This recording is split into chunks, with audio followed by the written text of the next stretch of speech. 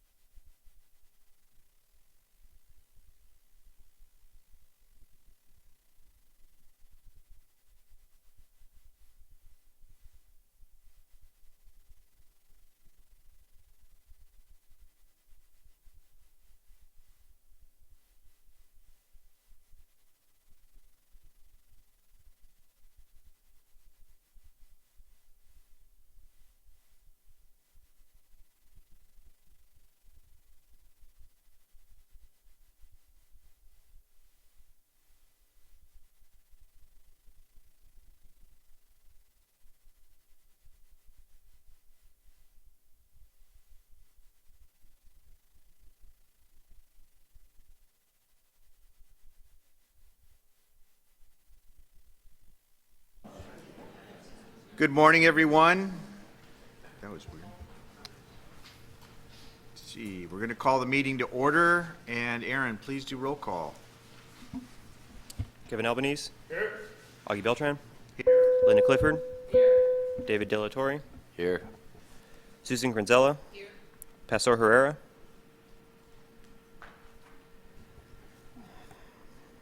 Ed Lang. Here. Mike Layton. Here. Marla Richardson. Here.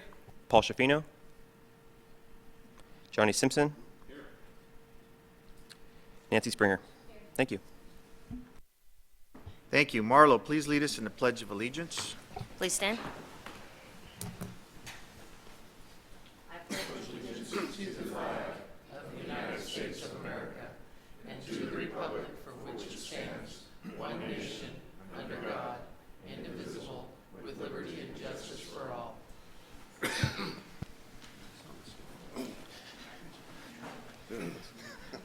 Just to note, Frank Shetter, Joan Hancock, and David Diaz have excused absences. And are there any comments? I think this is out of turn. So, public comments for items not on the agenda. The board values input from the public as part of its consumer protection mission and welcomes public comment during this section of the agenda. In order to allow time to conduct our scheduled business, we'll be limiting public comment this morning to 5 minutes, although I will consider requests for additional time.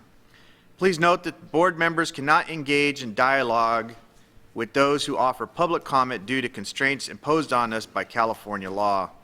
The law prohibits CSLB from substantially discussing or voting on any matter brought up during public comment. If a member of the public wants the board to discuss a topic not listed on today's meeting agenda, you can ask the board to consider placing the issue on the agenda for a future meeting.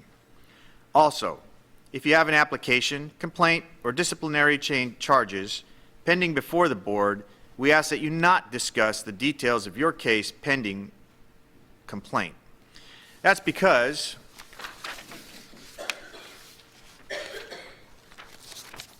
members will be judges, and by law are not permitted to receive evidence or information that is not part of the administrative record in the case.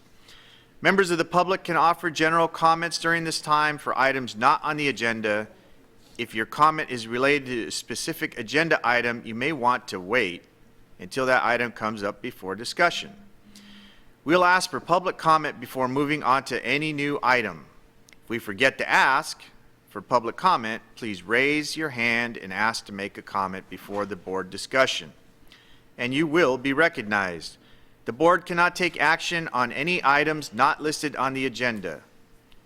Are there any individuals here who wish to address the board at this time, the California board? Yes, please come up to the microphone and make sure that you push the little button. Good morning. Thank you for allowing me to speak. I was here yesterday. I gave a short little presentation about our company, and after that, you guys had some really good discussions about enforcement of workers' comp. I really enjoyed that, and I know there was some talk about going back and doing some brainstorming about some ideas, so I thought I'd come back today and throw out a resource that maybe we could offer you guys as investigators, and I want to just explain it to you. Maybe it could help with your guys' brainstorming. But just to recap, our company, we monitor public works projects in California. So we don't monitor any kind of private homeowner construction, anything like that. So public works is going to be, things for schools, anything publicly funded, roads, pipelines. And what we have done, starting probably about 20 years ago, is we started to compile a database of contractors that are working on these public works jobs. And the way we get the information is we send a public records request to every city and every public agency, only in Southern California, for every single construction job they do. So when a job goes out to bid, the contractor will have to submit his bid, and then in his bid, he'll put in all the contractors, they have to do it by law, all the subcontractors that they're going to use on that project. And then we request that information. We put it into a database, and we use it internally to track contractors who are having problems. If we find someone cheating on one job, we'll go look for them on other projects. So a few years ago, we decided to, it was an old system, didn't really work very well. We only could use it inside of our office and it was slow. So we decided to embark on, a 2-year software development. We hired a company to build a web-based program so we could access this information anywhere we want out in the field. It's been about 5 years now and we're constantly developing and trying to make it better. So it's online for about 2 years, and so now our investigators go out to a job and they'll know everybody who's out there. And one of the things we thought during the development process was it would be nice to be able to hook up at the same time to the CSLB website to tell us if there's any kind of problems with the license in real time. So our IT guy, he scrubs the CSLB website every month or every couple of weeks, and in our system, it's connected where we could go to a job site and we have like a tablet, or we could look on our cell phone, and we'll pull up all the list of contractors on that project.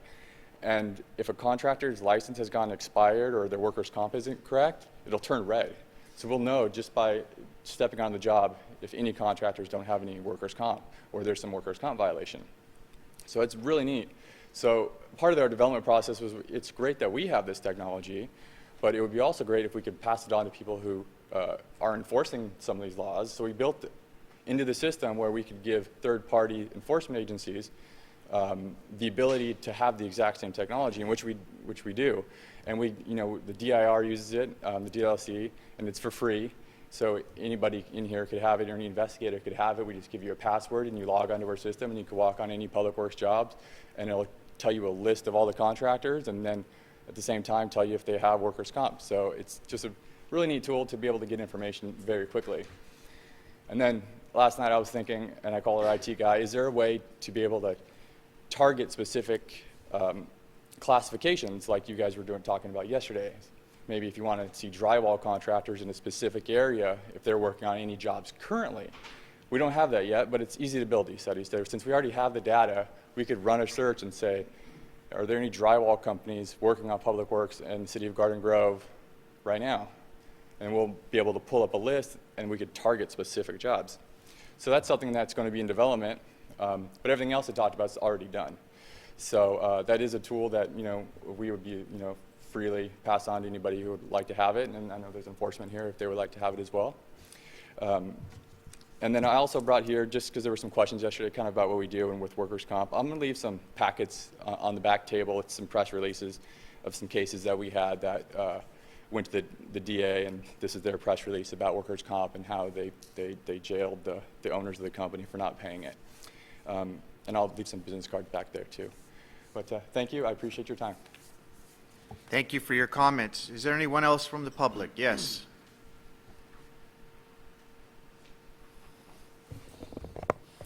Thank you for allowing me to speak. My name is Patrick Mahoney. I'm the president of West Coast Arborist. We're a union signatory under the LIUNA tree maintenance contractor in California. We have 13 offices, nearly 1,000 employees doing tree maintenance and a little bit of landscape maintenance. But we do tree maintenance for cities and counties. We work for 220 cities in about 12 counties. We're really concerned with where the industry is going today with some of the decisions that are being made. We see the accident rates in the industry going way up. We see that the state is allowing tree maintenance contracts to be done not paying prevailing wage. They're waiving that. They're waiving the license requirements. We feel that it should be a tree maintenance contractor's license to do tree maintenance work. What happens, you get these landscape maintenance contractors doing the work, and the accident rate has gone way up, so high that the OSHA has placed tree maintenance in its maximum enforcement today, and they're out. Somebody's getting killed every other week in the tree industry. The workers' comp part of it, you're allowing landscape maintenance contractors to do tree work, and they're paying the low landscape maintenance gardener's rate and not paying the tree maintenance rate, which is driven by the amount of accidents, is creating a real unfair playing field, I guess. When we joined LIUNA, they took our collective bargaining agreement and made it the prevailing wage statewide in Northern and Southern California for tree maintenance. What's happening, the landscape maintenance contractors are paying the landscape maintenance rate, which is minimum wage. And we feel that the prevailing wage, that requirement brings in safe workers, well-trained workers, and we can bring down the accident rate in the industry. But I thank you for listening to me. The other thing I'd like to say, I think that the tree maintenance contractor's license should be separated from landscape maintenance, because you're allowing all these landscape maintenance gardeners to do this dangerous tree maintenance work with that license, and the accident rates are unbelievable. So, thank you. Thank you for your comments. Jesse, are you here? Yes. Please get with this gentleman and have a conversation on this, please. Yes, thank you. Is there any more comment from the public? Okay, as we get going here, keep in mind that the speakers aren't working, but we still have to push the red button in order for the closed captioning to work. So we now move to our friends here with the Nevada State Contractors Board. We'd like to welcome them. Thank you for coming down to Cali. I understand it's a lot cooler here, but not for long.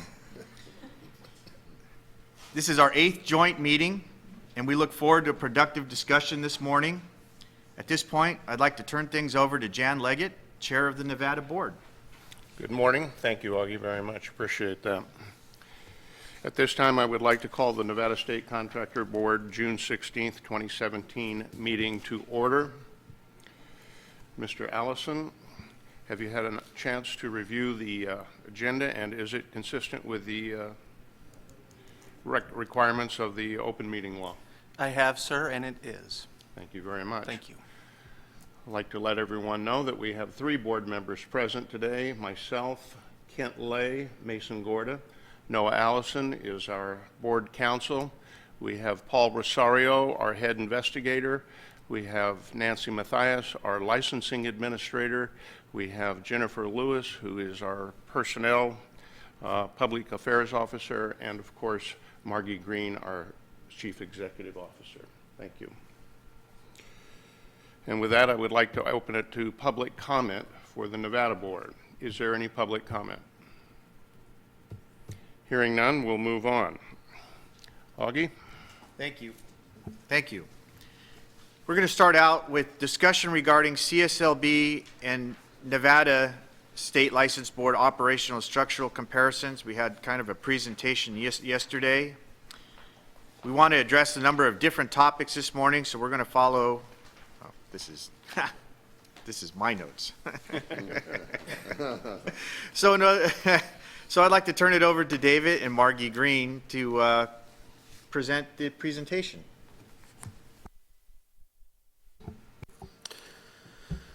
Yes, thank you, Chair Beltran. If you look at page 368, you'll see that we have provided a comparison as it relates to the number of board members, the budget, licenses, and the fee that is charged for an original app and renewal.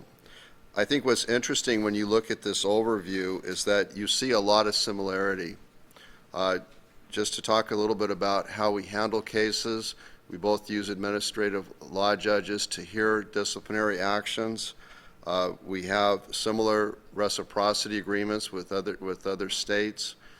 We work very closely together. I can say from personal experience, I've had a very fortunate relationship with Paul Rosario and Nancy Mathias in sharing information.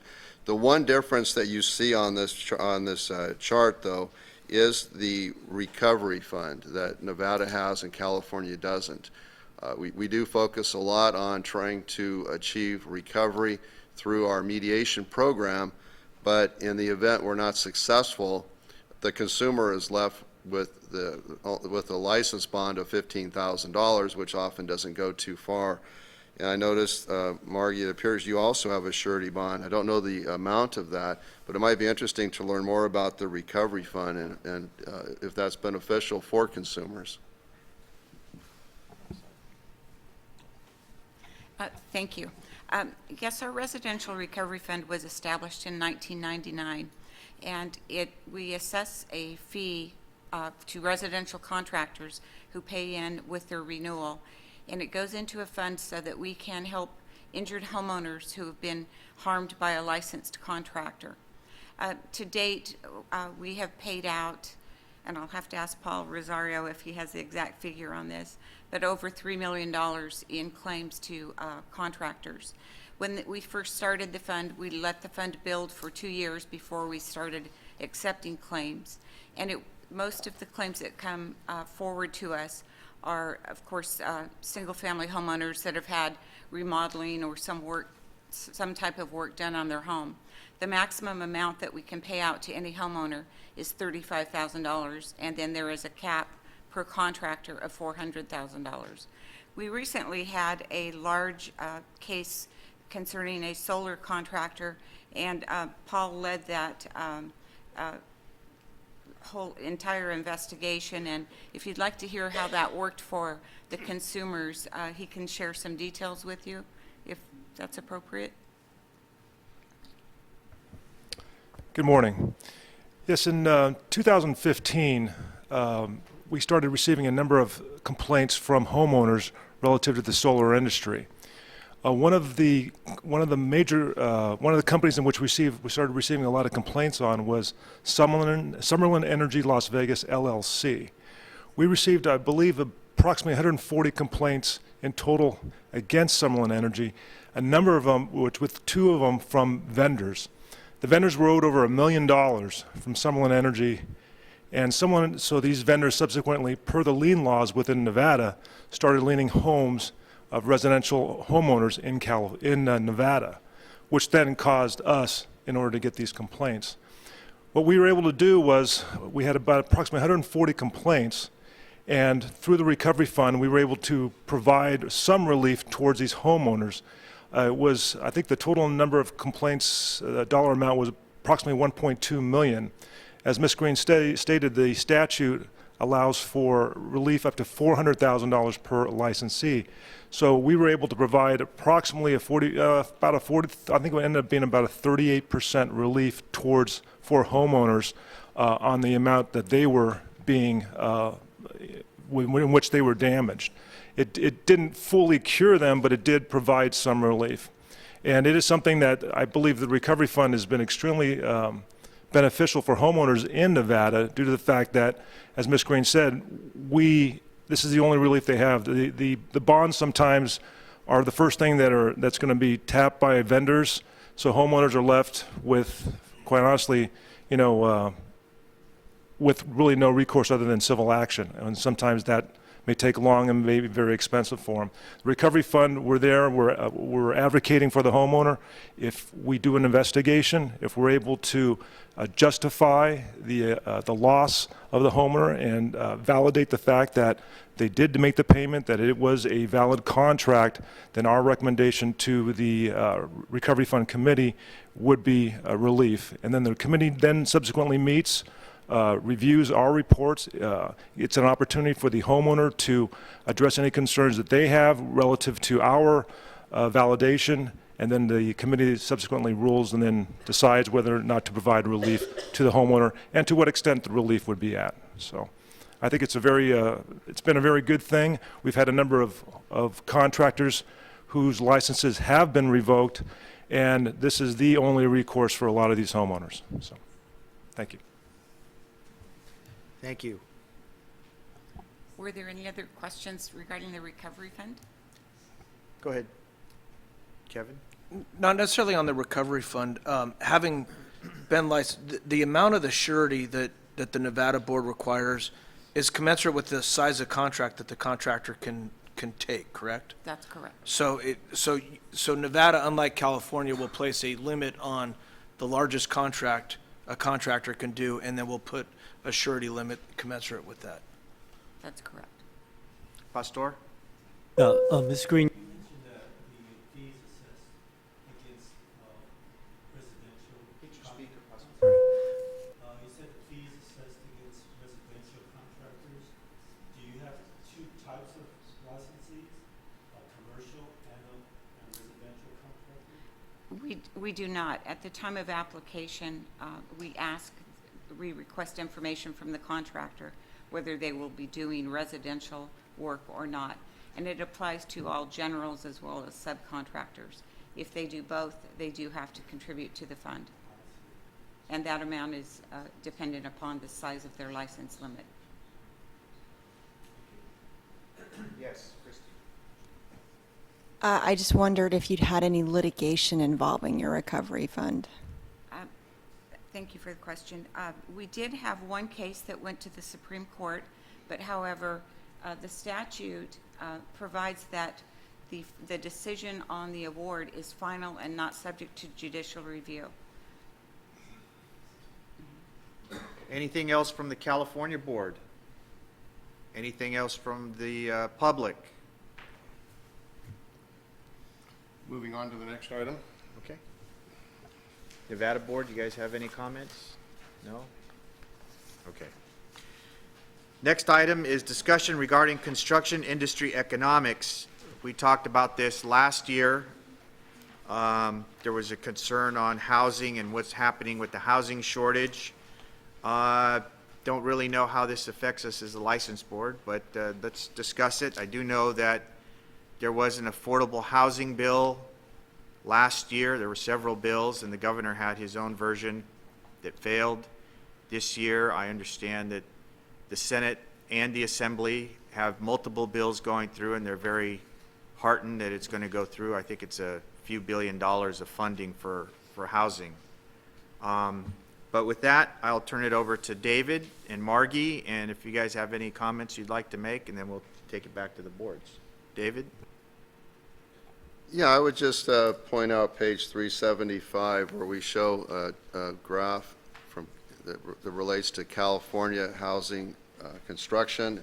And what's dramatic about this is the decrease in construction, but the increase in multifamily units. That's what we're seeing a lot of now in California. They're looking to build within these high cost of living areas, and you don't see the single family projects that you have in the past. I will say that in California, we've worked very closely with the California Building Industry Association to make sure that we can resolve any disputes that occur, and we're not seeing any significant issues with the construction. It's just that we are hearing that there's a lack of affordable housing, and when you look at the population increase to the amount of new housing, it's not keeping up. There's been quite a bit of media coverage about what I've heard it titled as a catastrophic housing shortage. So I don't know to what extent it falls within a regulatory body, other than we want to do what we can to ensure that the projects are done timely and appropriately and with licensed contractors. So Markie. Thank you, Dave. I have asked Board Member Kent Lay to lead this portion of the discussion. He is a home builder in Southern Nevada, and he has the information we need to discuss this topic.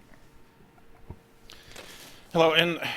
In Nevada, we're similar to what's going on in California. Just our housing crisis isn't as bad. What we have a crisis in more than anything is labor. We have quite a few projects getting ready to go on in mainly Las Vegas, a new Raiders stadium, a big-time addition and remodel of our convention authority, and many other projects going on. And on top of that, we're up about 15% year over year on the residential side, and about the same or just above that on the apartment side, which grew drastically last year. That is really, really stretching our labor base big time. The trades that have the most labor shortages right now, the number one is framers by far. They cannot keep up anywhere. They're getting tugged and pulled in every which way, and people stealing their manpower and left and right. After that, it's probably the roofers, and then after that, it's the HVAC is having a problem because they're being drugged between apartment and residential work, and then painting and drywall is the way I've seen it. So to me, it's making sure we don't have barriers that are restricting new businesses wanting to come in and get licensed. Because with the demand we have and the subcontractor current base that we have, they can't handle it, and we need to make sure that we do whatever we can to allow for new licensees to come on board. With that, I'll open up to any discussion if anybody has anything. Do we have anything from the California board? Yes, Pastor. You know, just some information. I was looking at this report from the Southern California. It's the right button. Thank you. The Southern California Association of Governments, SCAG, and they indicated this is just the demand of housing at the current level is 600,000 units. So can you imagine the demand there is there, and I guess it's the capital plus your skilled labor that you're speaking about that really is going to be in demand down the road. And how that happens, I don't know. I don't have the answer, but I just wanted to share that information with you that the demand is 600,000 right now of units, living units for people in Southern California. I mean, that's incredible. And according to the chart here, it's they're projecting in 2017 a total of 104,000 units. So, you know, it's a big deficit there. Thank you, Pastor. Anyone else on the California board? Anyone from the public wish to comment? Anyone from the Nevada board? Yes, sir. I would like to echo Kent Lay's remarks. In northern Nevada, we have a housing shortage as well as a labor shortage. We have an 100,000 plus acre industrial park just east of Reno called the Tahoe Regional Industrial Center. And as many of you know, Tesla opened business there a couple of years ago, followed by Google, Switch, and many others. It's a very large project. It's demanding a very large number of workers in the skilled trades, plumbers, electricians, and others. And therefore, it makes it very difficult in northern Nevada to go forward with other projects. So again, just echoing Mr. Lay's remarks. Thank you. Anything else from the boards? Anything else from the public? Yes, Johnny. I know in the skilled trades arena, along with the basic trades, through these apprenticeship programs, California apprenticeship programs, as well as Nevada apprenticeship programs, we're turning out more and more folks. We're getting into different areas as well as trying to get the diversity with. It's hard to get women in construction. It's a large pool that we've tried for years to try to up the numbers in that. What we have found is that the unemployment offices are prime areas for us to be able to find the diversity with women, because you find, you go hit the high schools and those young ladies really aren't interested in talking about construction. I don't know if it's peer pressure or whatever, but you hit the unemployment offices and those ladies are very interested in getting a good job and those sort of things. So we've been able to maybe have a little better diversity and get more women into the trades by hitting those offices. Our programs are very in-depth. In California, we use Montoya funds help us out with our apprenticeship programs, but at the same time, we find that we haven't had any trouble expanding those programs of late, finding the people to get involved with them and that can pass our tests to get in and those sort of things is a little challenging at times, but we're finding that it's working out very well for us. I know in Southern California, my home local apprenticeship is, I think they're up to 500 folks in the apprenticeship program there. So I know Nevada does a good job as well. To your point, sir, my organization is a member of the Associated General Contractors of Northern Nevada, and our women's group just recently made a presentation to, I believe it was a high school, in an effort to gain traction with females in the industry, and it was very successful. We got a number of thank you notes and a lot of people, a lot of women afterwards asking more questions and very much interested in getting into the construction industry. Thank you. Anything else from the California board? Nancy? I'll just add to what we're hearing here with the building official group. You know, we've struggled with the big gap there of getting trained people in, and a lot of people retired out, and so there's a gap in there. But we've discovered different opportunities and ways. We don't quite have apprenticeship programs, so we're trying to establish them. They have a high school program through the International Code Council, and so trying to get that out there to the different high schools. But in order to do that, we also need to have that next level, junior college or whatever, and we did lose a lot of those programs. So like the Building Inspection Technology program, like Butte College dropped their program, Consumnes River up north, they dropped most of theirs. So it's kind of a struggle trying to get those programs back into play. So we've been using different avenues. I know ICC, the International Code Council, has institutes, and what we've been doing is kind of hiring young kids out of school and sending them through these institutes, which gets them learning and gets their certifications, and they take the exams. And that's one way that we're trying to get them in, but just trying to get that message out there and trying to find some people who are interested. So we're kind of struggling a little bit with trying to get people in to do the work that's needed. Thank you, Nancy. David?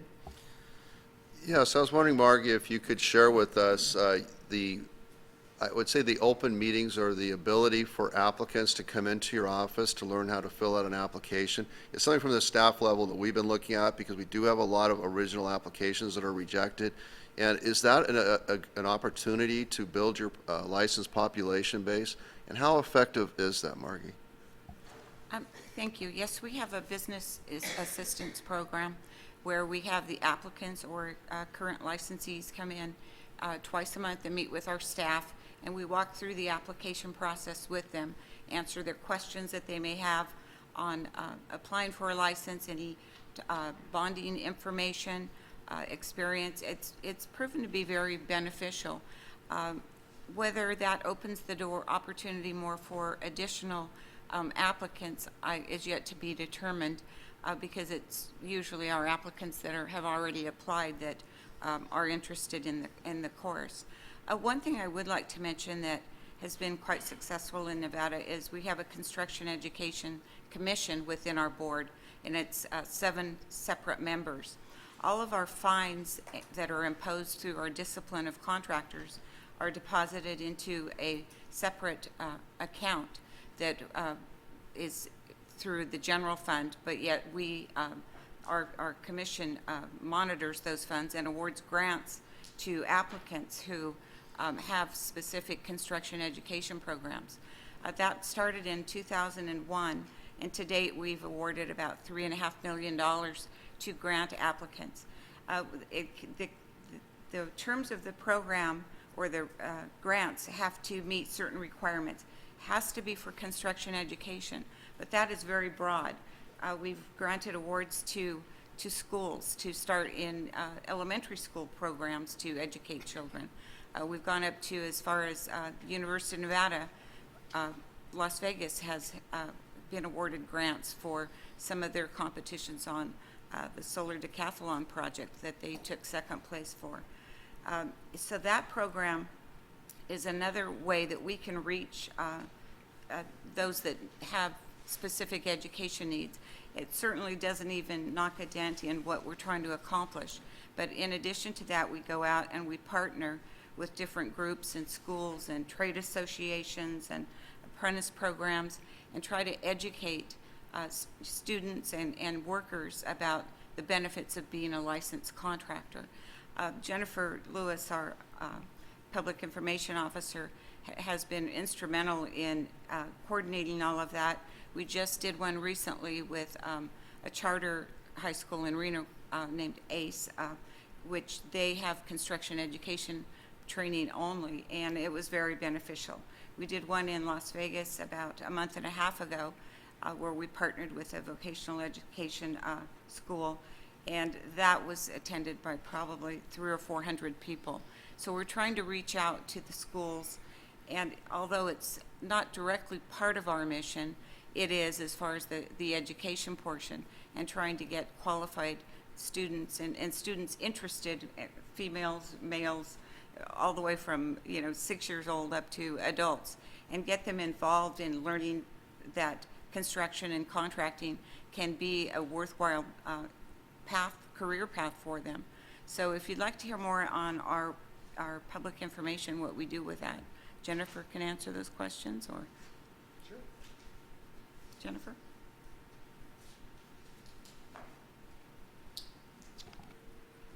Good morning. Were there any specific questions to start?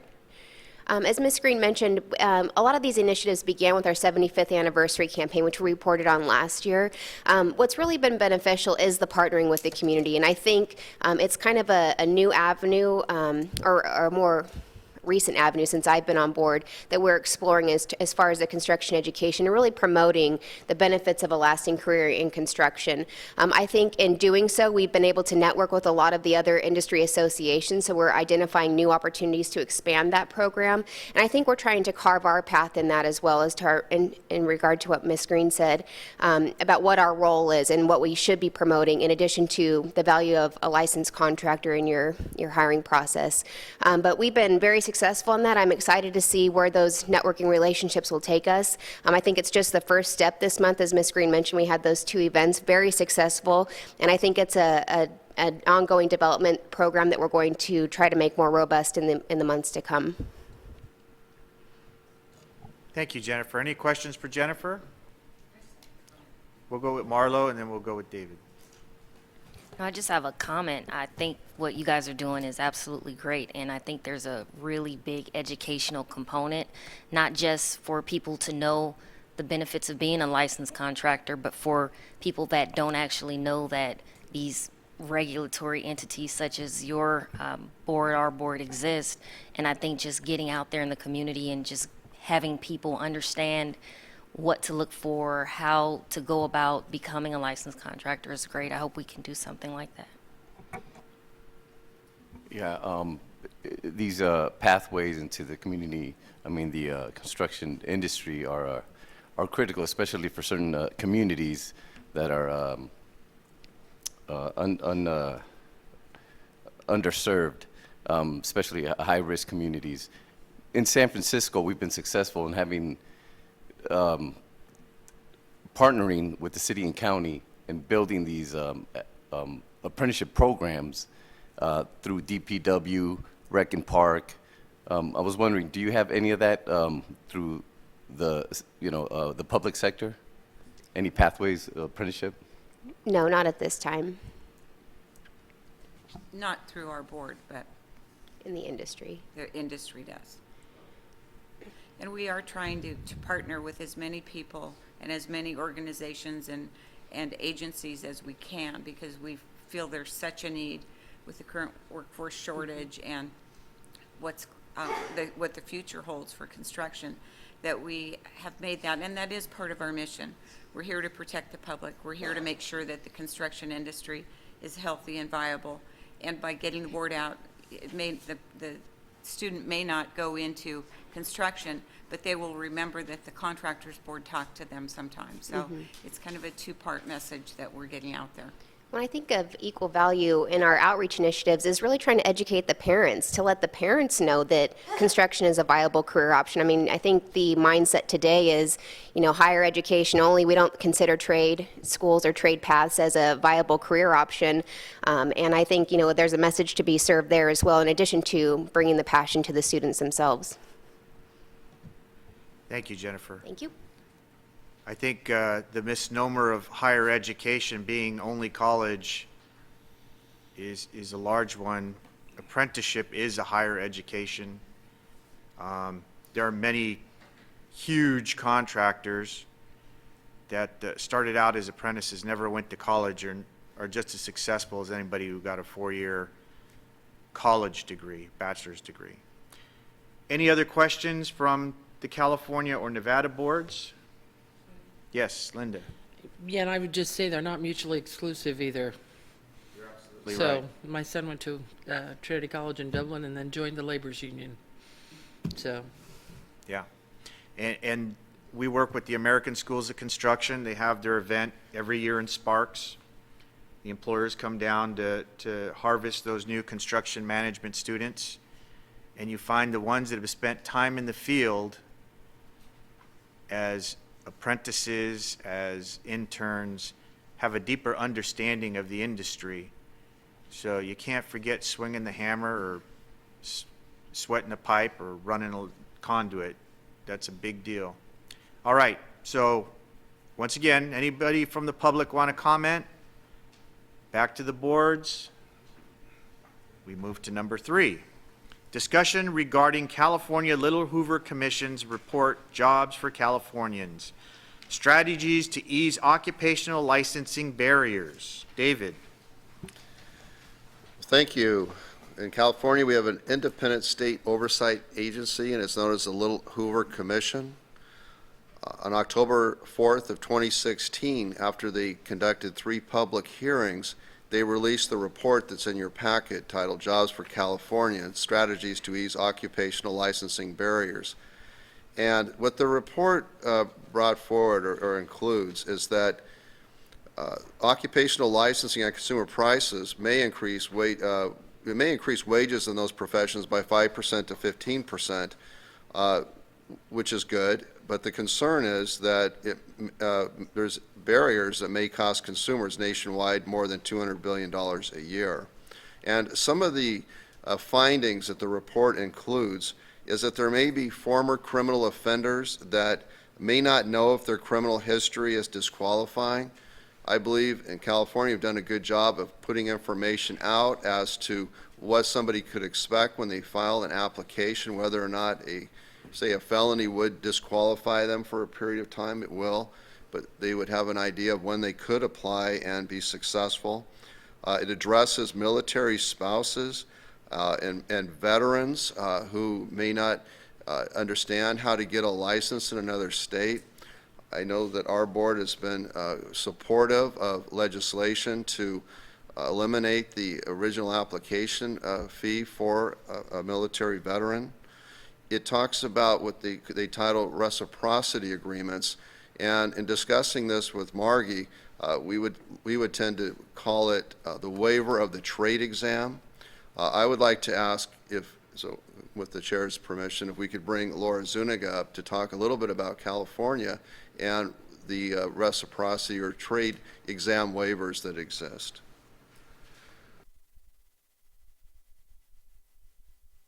Laura Zuniga is the chief of licensing for California. And many other things. Yes. Today, just licensing. Good morning. California has limited reciprocity with 3 states, Nevada, Arizona, and Utah. Utah didn't re-sign the most recent agreement we had with them, so it's been some time since we've had an agreement in place with them. But we do recognize several classifications from Nevada and Arizona, the A, the B, and several of our specialty classifications. Licensees from those states still need to take our law and business exam, but we do waive the trade exam for them.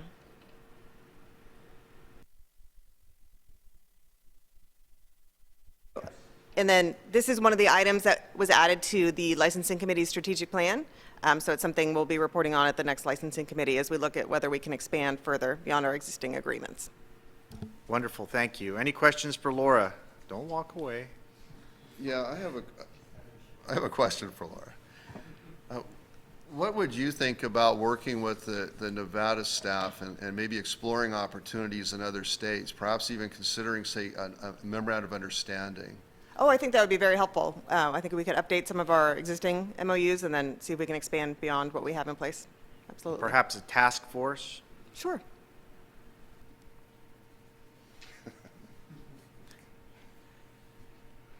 Anything from the board? Any questions on a possible task force? Margie may have something. Margie. Thank you. Well, like California, we have had a lot of attention brought to light on discussions concerning reciprocal agreements and easing our license barriers between all of the states. We did a little bit of analysis on Senate Bill 69, which passed our legislature. It was the governor's bill, and he titled this bill as Workforce Development. And what it does is it establishes a licensure by endorsement process.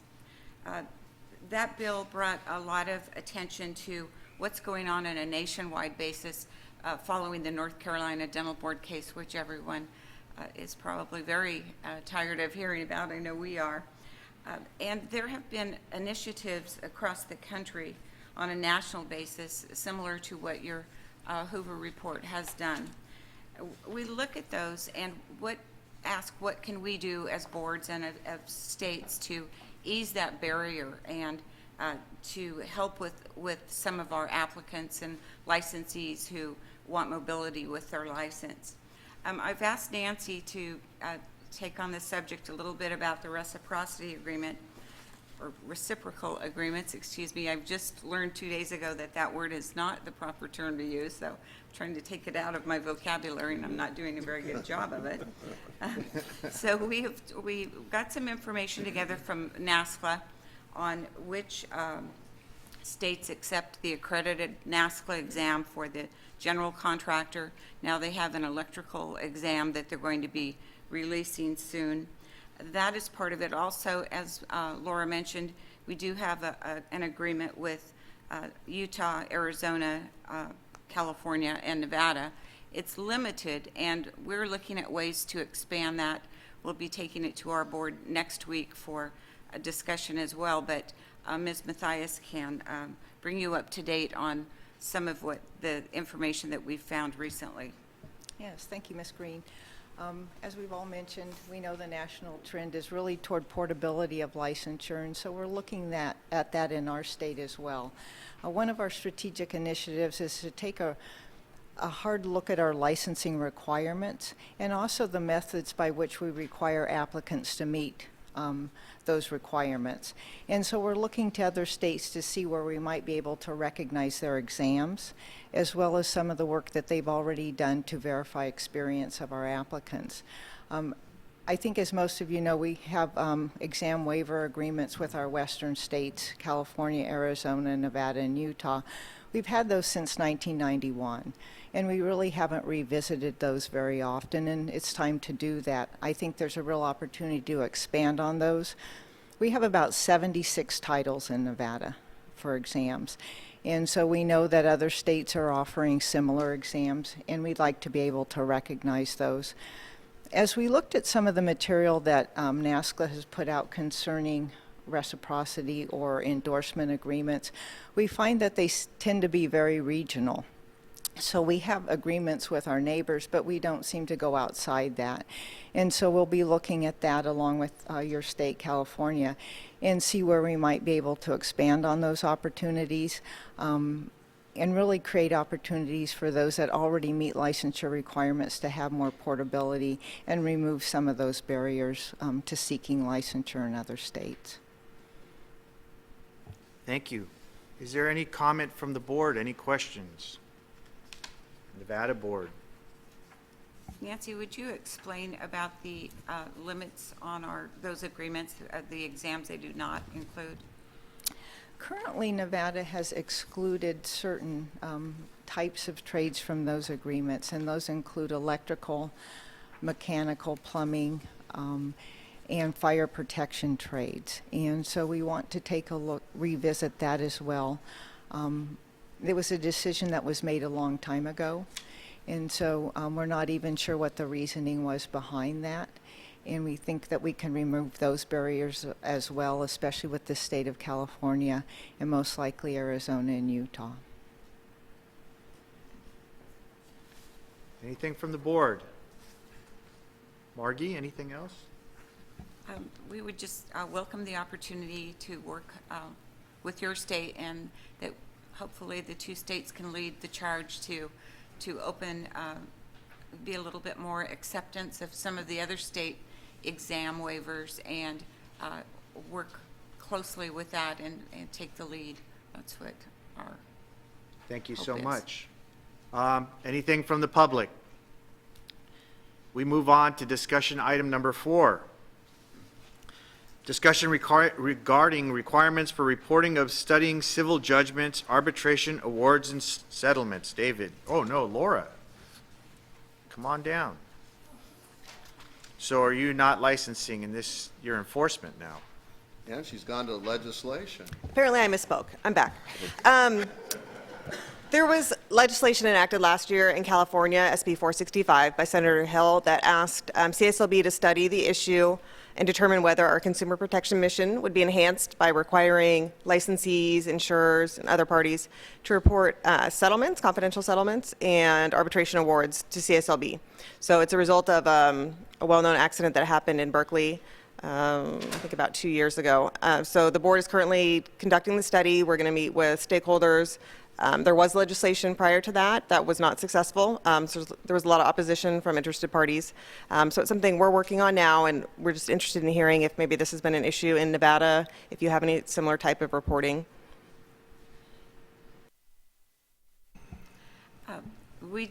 Nancy, do you want to address that? We do not have anything legislatively pending like that, but we do not have those similar reporting requirements in Nevada. When an applicant applies for a license, we do look at whether or not there may be any outstanding awards or judgments that are unsatisfied, and we will address those at that time. Aside from that, we really rely on our complaint process. So if there is somebody who's received a judgment and they're not receiving payment for that, they can file a complaint and we'll address it in that form. David? Yes, I just wanted to mention that if you have the board packet, on page 194 is an outline of the study that's being done. You'll see at the bottom that we do have a subcommittee of board members consisting of Joan Hancock, who's not here today, but we do have Nancy Springer, and I just wanted to mention that because one thing I've been talking to Nancy about is the ability to work more effectively with building departments throughout the state. And I know she's going to provide a couple of opportunities to meet with building officials when they identify a contractor that's engaged in very bad construction practices that compromise health safety. I was just wondering, Nancy, if you wanted to comment on that at all. Just that with the change, with a lot of people retiring and stuff, we have a lot of new building officials and a lot of new groups. And the one thing we're trying to do is reestablish the relationship with the Contractor State License Board. And they seem really wanting to do that, get back to building that up. And so the bill is Senate Bill 465, still kind of, there's an emergency thing going on with the Building Standards Commission with that one, so that's still moving forward with that balcony one. But we will be having the license board meeting with county building officials in the state of California, as well as with Calbo Group, and reestablish those connections. And then also the newsletters, the e-newsletters that come out, any kind of reports that Dave, comes from the register and stuff, that's public, I've been forwarding those, and I'm noticing they're forwarding them. Most of them are posting them in their building departments. So it's kind of building that new informational base and that relationship there. So hopefully that will build up and we'll have more input and more working together happening there. Thank you, Nancy. Any other comments? Yes.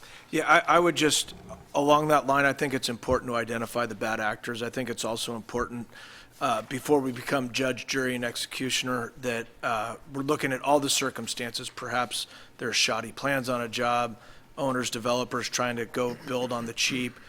There's a whole lot more to it than just there's an issue, it's just a bad contractor. So just encourage broad vision on that. And I think that it's more educational too, of informing the building officials and the consumers of, what they need to know. I know that the senior scammers and the consumer scammers help with educating a little bit, but I think we can do a little bit more, and that's something that you'll probably start seeing some of that education going out there, and that'll be helpful. Any other comment from the California board or Nevada boards? Anything from the public? Thank you very much. We move on to our final topic to discuss the emerging industry and enforcement trends. Our infamous solar and is one of the topics. David? Well, thank you. We're continuing to receive a considerable number of consumer-filed solar complaints, approximately 40 per month. And they relate to three different types of contracts. And one, what we call is the green financing, where it could be backed by government bonds. I think that you're aware of the PACE program that's in many states. The green financing can be a problem. Often it's done very well and it works well for the community. The problem, though, is when the terms of the contract and the financing are misrepresented, when the consumer is not aware of say the interest rate or what is included. And one problem that we've had with the green financing is that the contractors are generally paid directly from the financial institution, whichever it may be. And so the consumer is not in control of the funds, puts them at a disadvantage. We've had contractors that have been paid in full and they haven't provided the solar system, or if they did provide it, only a part of it. So we've got a number of criminal cases that are pending in the state relating to what we consider diversion of construction funds and other issues. But the problem is you're left with a consumer that has a lien or an encumbrance on their title, which in many cases, and we have Christy here, is really the expert on a lot of this, yes, but it takes precedence over, say, a regular lien or the mortgage. It's amazing. So you have consumers that have been financially harmed. They can't sell their house, and now they have to pay this money back. And often the green financing is paid back through property taxes. So we've been meeting with we'll call it the PACE funding entities. There's subdivisions to that, and they have different names. But we've had meetings with them to try to explain license requirements and how the contract needs to be clear as to what they're paying for. And and it is illegal in California. It's a misdemeanor to receive money in advance of the work being completed or performed for residential construction. So that's one kind of complaint we're receiving. The other would be the power purchase agreements. And it's fascinating that I speak for myself. I didn't know what a kilowatt hour of power cost until I got involved in solar. I had no idea. So if somebody had come to me and said, I can sell you power for 20 cents a kilowatt hour, I would have thought that was a good idea. It's not a good idea. Now that I know that in Sacramento they have a public utility and you can get it for about 11 cents a kilowatt hour, you gotta measure that. So you've got these power purchase agreements where consumers are signing up to pay far more than they would for the public utility. It's not always that way. It can be beneficial to them, but they don't know what they're contracting for. And then I think many consumers, once they've got solar, they start using more power than they have before. So that all kind of compounds itself to a higher utility bill. And the last one, we're not seeing as many complaints relating to leases. That was a problem for quite some time, but I do think that the work that we've done with the solar industry to talk about lease agreements and to make sure that the consumer understands that they're signing up for a 20-year agreement that may not make sense 20 years from now, that's typically not going to be the best business decision. And we've worked very closely in California at the Public Utility Commission to get information out to consumers so they understand what they can expect to pay for power 20 years from now. Do you want to be paying on a 20-year lease for a solar system that may likely be outdated? It may not have any life, the life expectancy may not be 20 years. But having said that, I don't know, Christy, if you'd want to comment a little bit about. I think some of the issues that Dave's covered, in addition to those issues, are the fact that the people that are selling the leases aren't registered in California. They have to be a home improvement salesperson registered with the board, and they're not registered, and the consumers don't know who they're getting into a contract with. And sometimes it's a finance company, and the finance company's not licensed as a contractor, except they're the prime contractor with the consumer, and then the consumer doesn't get a full disclosure as to who they're in contract with and what the terms and conditions of the agreement are. And so we've been working with the Solar Energy Industry Association in California to get the word out that if you have a contract with a consumer and it involves construction in any way, you have to have a license as a contractor in California. And that means all the home improvement disclosure and solicitation requirements apply. And that would help protect consumers against getting into a contract they don't fully understand the terms and conditions of the agreements. And some of these agreements include things like If you have a lease, you can't sell your home unless the leasing company approves your buyer, and they have to pass a credit check, your buyer, and then when the buyers find out that they have this lease, they don't want to buy your home. So there's some things that consumers need to know before they sign, and they're not being told these things. So that is something that I know that Rick Lopes in the Public Affairs Office has been working on, informing consumers of the pros and cons of the different types of financing that are available for these systems and what the differences are, so that they can make an informed decision. Rick, why don't you come up to the mic, maybe talk about some of the things you're doing. So, you know, with all this education we've had over the years, when a solar person comes to my door, I put my dogs on them. But as a consumer, if I go to Home Depot and Lowe's, should I automatically assume that those people are honorable? Well, if they're licensed, the vast majority are going to be honorable. But what we try to do, and our mission as far as education, is just to make sure that the consumers have as much information as they can to make an informed decision. So we're not the experts on how solar works and all those kinds of questions, but what we've seen, our role is trying to provide a portal, a place where people could start and get an idea of the information they need, the questions they need to ask. So we've created a subpage and a site within our website which answers these questions. It explains basically, you know, what a power purchase agreement is, what the green financing that we're talking about, what leases are, the questions you need to know, because we are, as has been mentioned here, we're finding out, especially when they're dealing with the elderly, that people just don't understand, and the importance too. In California, the law requires them to receive the written copy of the contract. It's supposed to be before the job commences, but an issue that we're dealing with now as well is the fact that a lot of these are doing them on an iPad or some kind of electronic signature. If it's an elderly person, they may not have an email address. How do they get that?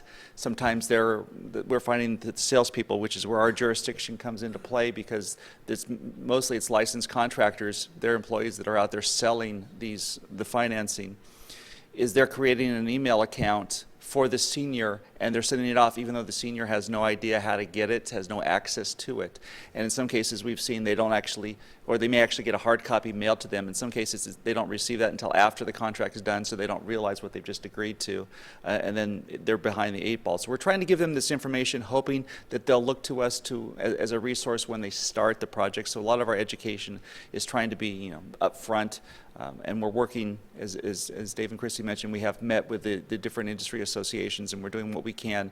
There's a lot of media work there. The media is very interested in solar, so we're doing a lot of media outreach, trying to help them understand that we're not against the financing programs. We just want to make sure that the consumers understand what they're making their commitments to.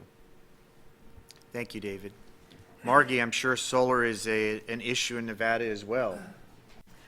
Yes, it is. And Paul Rosario, of course, has a vast amount of information on what's going on.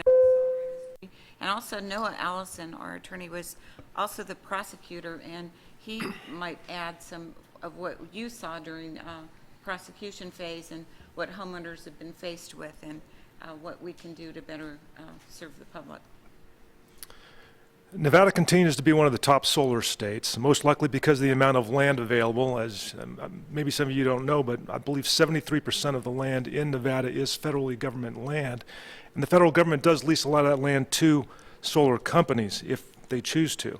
And the number of the sunny days per year in southern Nevada, which is approximately 294. Since 2009, and across the country, the cost of solar photovoltaic systems have dropped year after year, thus leading to the rise of solar installations. In 2015, the Nevada Public Utilities Commission changed the net metering rates in Nevada, causing a serious setback for the residential solar industry. The effects of the decision put approximately 2,500 workers out of work in the residential solar industry in Nevada. The overwhelming majority of the solar companies either moved out of the state or went out of business, with many of them walking away from their commitments to the customers, leading to license revocations and/or residential recovery fund claims and awards to homeowners. The change in net metering rates did not negatively affect utility-scale solar projects or growth in Nevada. For in 2016, Nevada ranked 4th in the nation based on a cumulative amount of solar energy capacity installed. So we're still producing a lot of solar energy in the state, but it's just not coming from residential. Overwhelming majority, I would say over 95% is utility scale. Prior to the PUC Commission change in the net metering rates, the board received a significant amount of complaints against solar providers in 2015, as I had stated earlier. One such provider, Summerlin Energy Las Vegas LLC, owed over $1.2 million to vendors and homeowners. Liens by the vendors against the homeowners resulted in over 120 liens against homeowners. This led to residential recovery fund claims and the board paying out a statutory limit of $400,000 on approximately 140 claims. The investigation indicated that fraud and deceit were perpetuated against homeowners and vendors alike. Last week, Nevada Assembly Bill 405 was signed by Governor Sandoval. It is anticipated by the residential solar industry that this bill will revive the net metering program in the state for a long period of time. The bill also carries some consumer protection provisions for homeowners to include board contact information as well as PUC contact information and residential recovery fund information. The bill meets Nevada's goal to have renewable sources making up 40% of the energy sold to customers by 2030. It is anticipated that many companies that moved out of the state last year will return in the very near future. It's also anticipated that the change in the net metering rates via AB 405 will significantly improve the residential solar industry in Nevada. And along with that, we believe an increase of the complaints to the board to include systems not operating to the degree that homeowners were promised, leaking roofs, time of installations taking too long, or promised rebates that have yet to be received. And of course, of concern to staff is the potential of another Summerlin Energy issue. So I'll turn it over to Mr. Allison now. Thank you. Good morning. I got to prosecute the Summerlin Energy case, and we were very glad we were able to, as a contractors board, obviously we only have jurisdiction over our contractors. So we were able to revoke that licensee. We were able to use the recovery fund to the best we could. But there were two things that I wish we could have done that we just didn't have the jurisdiction to do. This company, Summerlin Energy, they would go through, go to lower middle income neighborhoods and knock on doors. And they would tell this story of, you know, how great solar energy is, how much money you're going to save. And you would go in there, and within 15 minutes, they would call up a lending place, and 15 minutes later, you'd have your loan. And, you know, that people would, I mean, 15 minutes, and you got a $20,000, $30,000 loan. I mean, we had no way to go after those lending agencies. And I think they had a lot of culpability there. The suppliers, they would normally go net 30 on their supplies, but with these companies, as they kept going, they go net 60, net 90, meaning you had all this extra time to pay. Well, that stretched out the whole thing longer and ended up with more and more victims because of the delays that the suppliers gave in payment. So they'd come in with a lien that was just, you know, it was enough to wipe out a lot of people. So.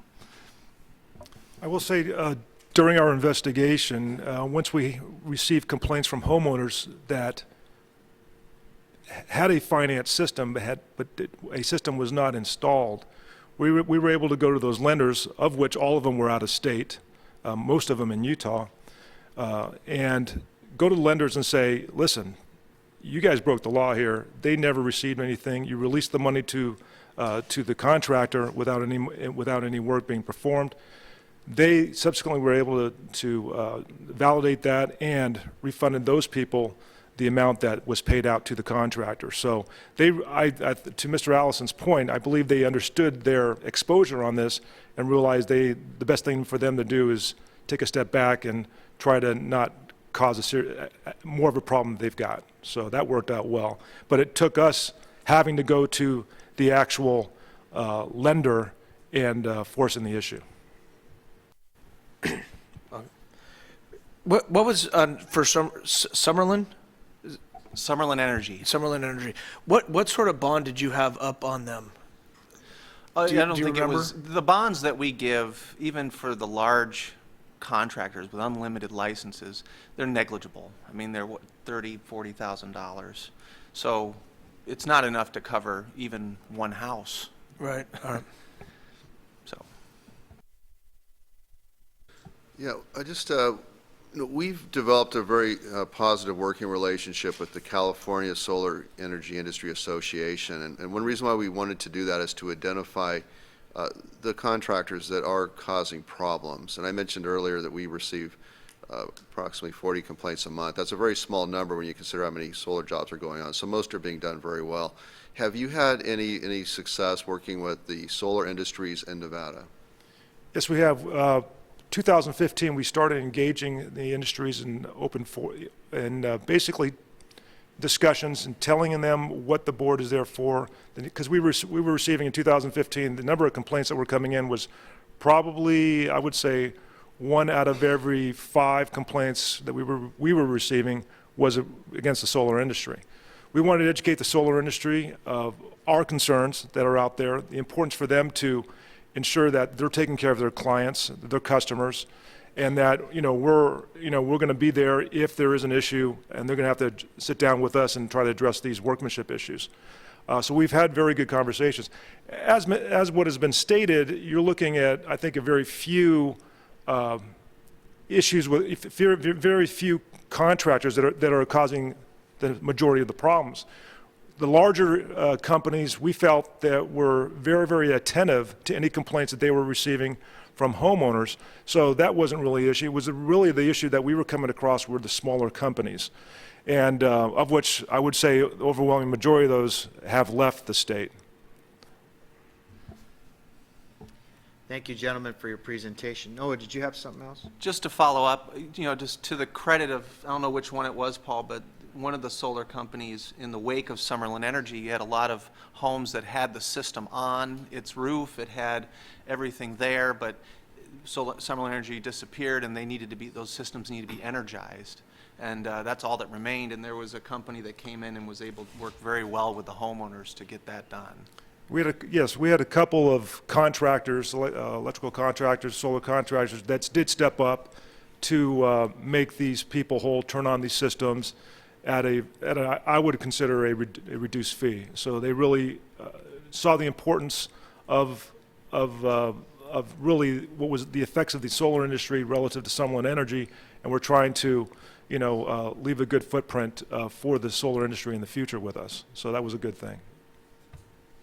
Thank you. Is there any questions or comments from the board? Either board? Anything from the public? No. We are going to revisit public comment for items not on the agenda for a brief moment. There was someone who wanted to approach us and make a comment. Oh, they didn't put it in my script. Let's do public comment. Let's do the public comment, and then we'll jump on that other one. Okay. All right.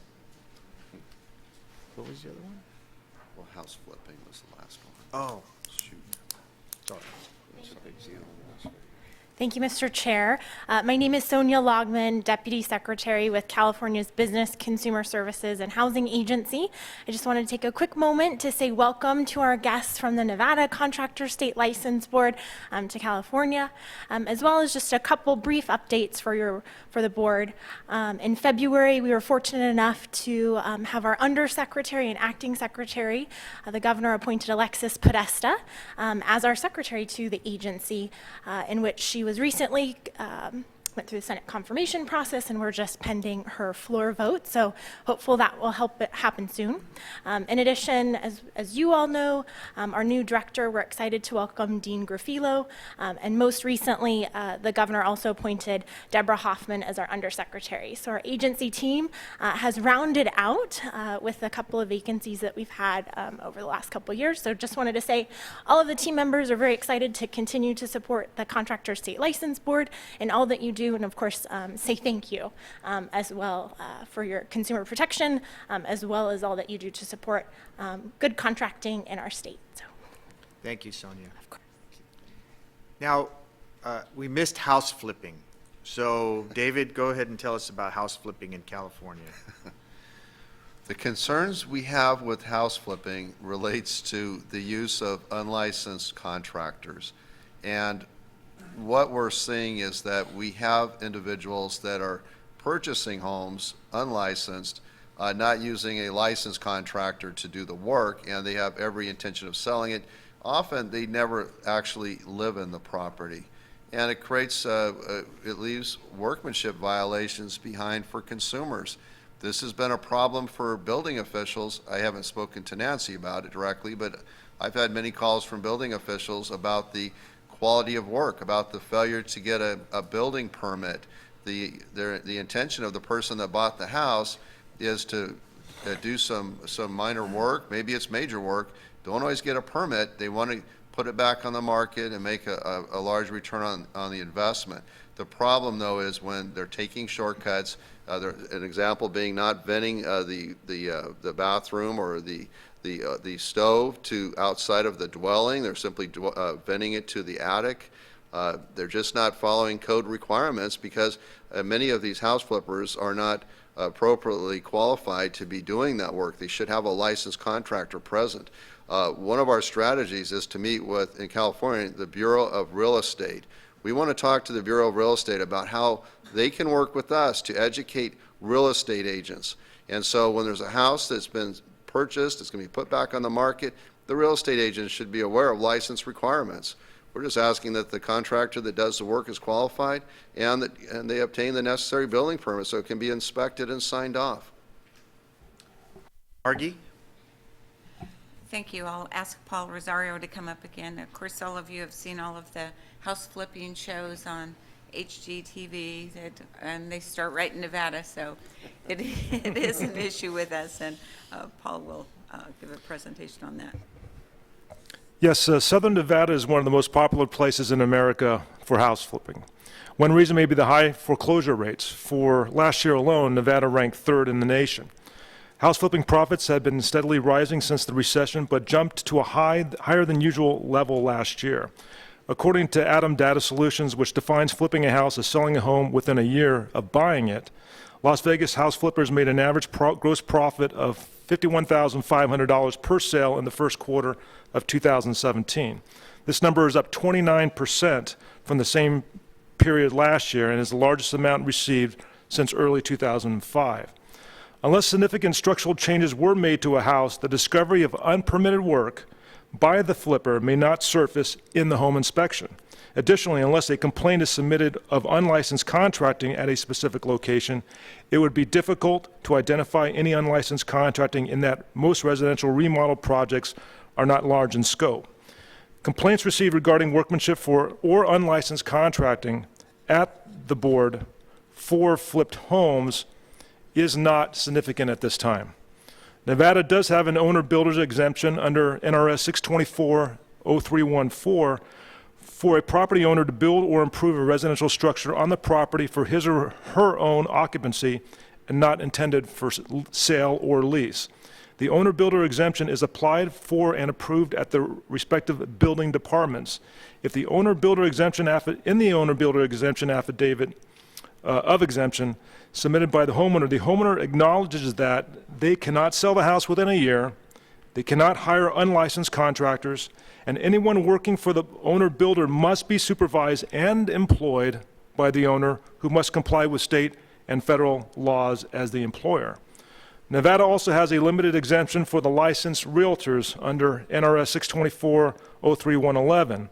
In this exemption, a licensed realtor in Nevada can assist to repair or maintain residential property pursuant to a written brokerage agreement or property management agreement. Such assistance may include assisting the homeowner in hiring of any number of licensed contractors. However, the work performed cannot require a permit, and the value of the work must be less than $10,000. Nevada has an exemption under NRS 624-0315 if work to repair or maintain property is less than $1,000, including labor and materials, and does not require a building permit or involve work that is performed by a plumbing, electrical, refrigeration, heating, or air conditioning contractor, then a contractor's license may not be required. This exemption does not apply to licensed contractors. As I had stated, that we have not received a large number of complaints relative to flipped homes.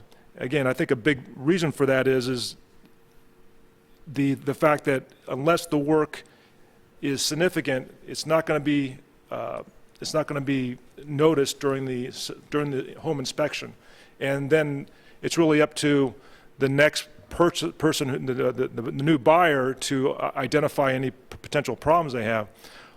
Having purchased a home in Nevada, coming from California, one of the things that is on that contract is the thing that says as is. Basically, you're buying the house as, now the inspection will come through, but at the end of the day, if you want that house, you're buying it as is. It's on a resale property.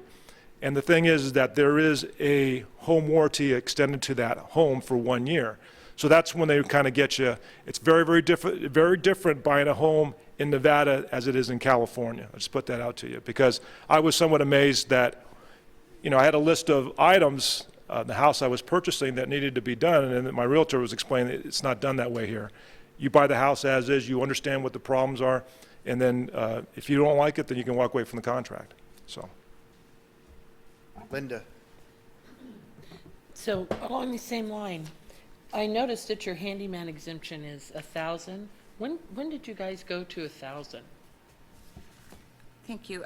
That law was enacted, I believe, in 2005. We did not have an exemption prior to that at all. So you put the exemption in, and it was 1,000 since day one, basically. Yes. Yeah, because we've been talking. We have the 500, and obviously, you can, 500 is really a limit. So we've been trying to talk about what that exemption might be and whether we would have a handyman license or whatever. We've been going back and forth for these, and while it's not right on point, it could be a part of that, part of that same kind of global discussion about how you get a licensed person in there to do it, trained properly. So we, when the law was enacted, we discussed whether it should be 500 or 1,000, and at the time, construction industry was booming. And so the contractors had no objection, the licensed contractors had no objection to it. Then as the economy changed and the downturn, that is, if we had it to do over again, we probably would not have supported that bill. Now our consumers can claim on the recovery fund if they have damages, but if they're hiring an unlicensed contractor or a handyman, they have no recourse. And while $1,000 may not be much to some people, for some it's everything. So we would keep our limit at $1,000 or lower if we could. Thank you. Any additional? Yes, Nancy. So I have a question. I'm not sure if I understood you correctly there. You said that up to $10,000. So you're saying like an owner builder, if it's beyond $10,000, then they have to hire a licensed contractor? No, the 10,000, the 10,000 was the realtor exemption. So, for example, if a realtor can enter an agreement with a homeowner to assist in the work to be done on a home, as long as it wasn't permitted work, it had to be done by a licensed contractor and could not exceed $10,000. Now, there is also the owner-builder exemption, and on that there is no limit. Owner-builder can actually, you can get an exemption to build a single-family residence if you choose. It's going to be a residential property, but as I stated, there are certain requirements for that. You must hire a licensed contractor. You must have no intention, you cannot sell or lease that property for 1 year. And you must, but as Ms. Green said, when you take on the owner-builder exemption, you buy that lock, stock, and barrel. There is no recovery fund claim avenue for you to put in forth a claim. So, for example, if you want to cut out a general and you want to be the general yourself and be the owner-builder and you have an issue with a sub, the only way to really resolve that is through mediation or through civil court. The recovery fund is not there for you. And obviously, we can step in if it's an issue to deal with the contractor, if it's a workmanship issue or something of that sort. But as far as the recovery fund is concerned, it is not an avenue for them to pursue.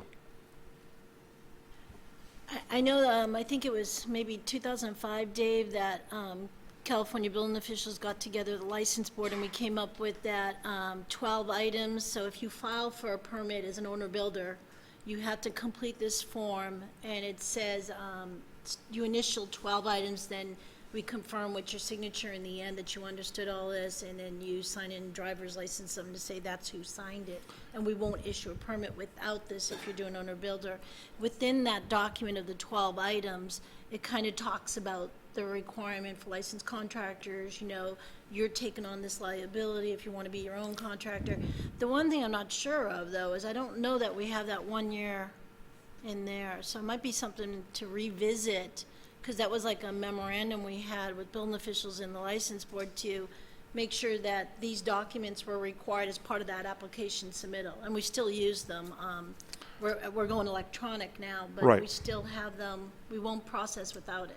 Yeah, we have the same, well, we have our affidavit that the homeowner has to, or property owner has to submit. And that lists, they have to initial each of those items, of, again, one of them which is that they will not sell or lease that property for 1 year. Right. And just as if I can add on the house flipping, I know one thing we struggle with as building officials is a lot of these HGTV shows.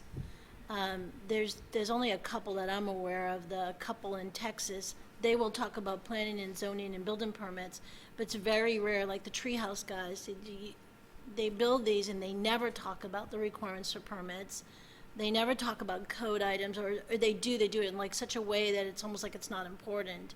And I'm just not sure how, you know, it's something we're talking about on our government relations side with the International Code Council and how we can get messages out and work with these individuals, but I'm not sure what else we can do to try to, you know, hey, you need to be saying this in these shows, because people take that for what it is. You know, oh, I don't need a permit because they didn't talk about it on the show. And then you see this and you run into a lot of these problems. So I don't know what we could do in the sense of that, but that's another piece to this of not educating the public appropriately on the media there. Go ahead, Christy. So just to respond to Nancy Springer's question regarding the 1 year requirement, it's not as straightforward in California law.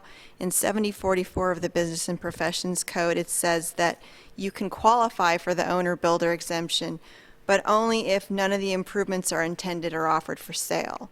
And there's a rebuttable presumption that if you sell the house within 1 year after making, I mean, it's not, it's a rebuttable presumption affecting the burden of proof that if you sell it within 1 year after you make the improvements, that it was undertaken for the purpose of selling it. So you wouldn't qualify for the exemption. Then it also says that if you sold 5 or more structures within 1 year after completion of the repairs or remodeling, then there's a conclusive presumption that the structures were undertaken for the purpose of sale.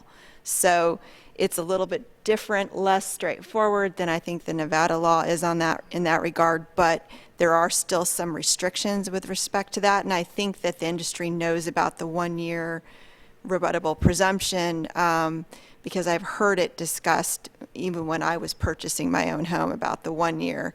So I think that people are aware of it, but it's difficult to prove, more difficult to prove, I think. Additional board comments? Anything from the public? Thank you for your presentations. Well, we're at quite the pickle, aren't we, Christy? Because we have to follow the agenda and we can't, we're here till noon.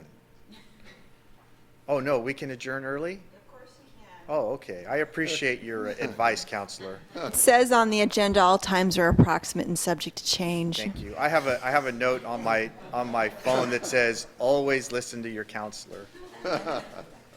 Well, we'd like to thank the Nevada Board for coming down. We appreciate your input. Thank you. And we would like to thank the California Board. Board members, Augie, David, thank you very much. Thank you for hosting this event. We would look forward to seeing you next year.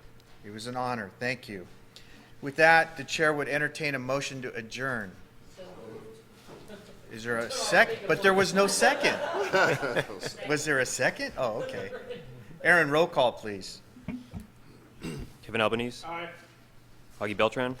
Aye. Linda Clifford. Aye. David De La Torre. Aye. Susan Granzella. Aye. Pastor Herrera. Aye. Ed Lang. Aye. Mike Layton. Marla Richardson. Aye. Johnny Simpson. Nancy Springer. Motion carries. Thank you. The California Board stands adjourned. I now turn it over to Jan Leggett.